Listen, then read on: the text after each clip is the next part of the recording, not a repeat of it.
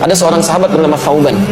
Ini Masya Allah, Thauban ini rajin sholat berjamaah Pak. Sahabat Nabi, sangat soleh, rajin ibadahnya, dan tidak pernah meninggalkan ibadah di masjid. Dan posisinya selalu pojok kanan.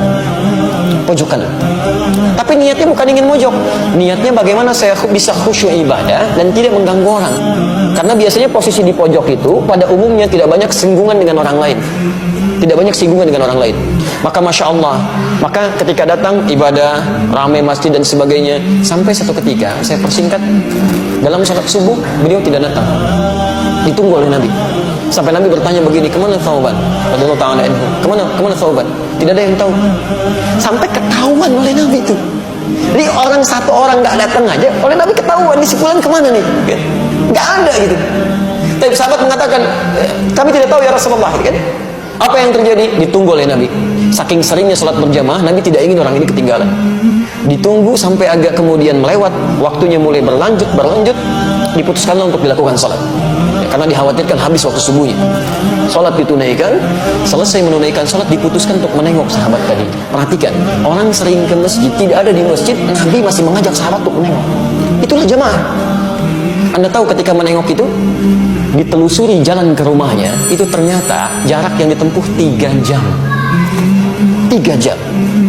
Nah, yang paling ingin saya sampaikan ketika ditengok, istrinya kemudian boleh keluar mengatakan, Rufiya zawji, aina Thauban, kemana Thauban? Kata Rasulullah SAW. Kata istrinya, akan tuwfiya, dia sudah wafat, meninggal. Lalu Nabi berkata, perhatikan kalimatnya, apakah ada yang terjadi sebelum dia meninggal? Ini yang harus kita catat. Apa yang terjadi? Kata istrinya, saya tidak merasa ada yang istimewa, tapi saya tidak memahami 3 kalimat yang diucapkan. 3 kalimat. Apa itu? Nah, ini hikmahnya yang harus kita tangkap.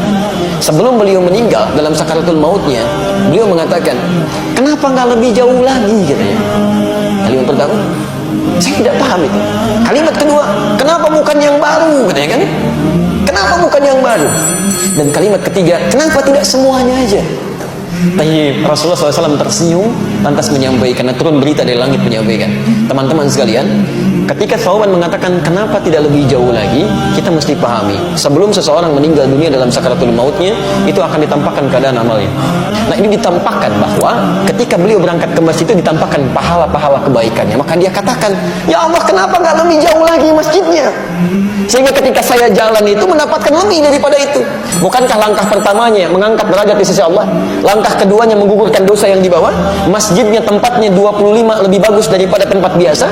Yang satu keduanya 500 tahun, dua ketiganya 500 tahun, tiga keempatnya 500 tahun. Kata sahabat Thauban, ya Allah, kenapa nggak lebih jauh lagi?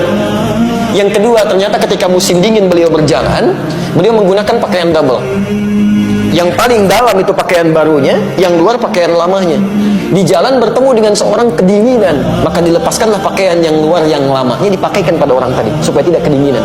Ketika ditampakkan pahalanya, beliau berkata, ya Allah, kenapa bukan yang baru yang dulu saya pernah berikan? Kenapa bukan yang baru? Allahu Akbar. Dan terakhir mengatakan, kenapa bukan semuanya?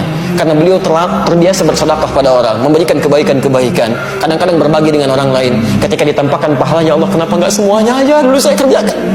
Ada penyesalan dalam jiwanya. Anda bayangkan, seorang sahabat mulia saja masih menyesal dengan amalnya, maka bagaimana dengan orang-orang yang belum sempurna kebaikan-kebaikannya seperti itu? Jangan sampai meninggal dunia lantas dikatakan fa asaddaqa wa aqum minas shalihin. Beri kesempatan, ya Allah, walau sebentar, saya ingin berbuat baik, saya ingin berbuat baik, saya ingin berbuat baik. Zaman dulu tidak ada kendaraan bahkan untuk urusan sepeda. Kendaraan yang saya maksud bukan hewan. Sepeda nggak ada, motor nggak ada, mobil nggak ada. Jarak dari rumah ke masjid 3 jam. Yang masjidnya tidak ada karpetnya, langsung tanah.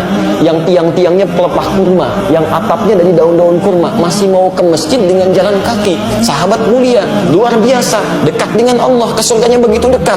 Jarak rumah ke masjid jauh dengan masjid seadanya, masih mau ke masjid menempuh langkah 3 jam. Dan masih ditengok oleh sahabat. Anda bukan sahabat Nabi, tetangga Nabi juga bukan. Masya Allah, surga belum jelas sampai hari ini.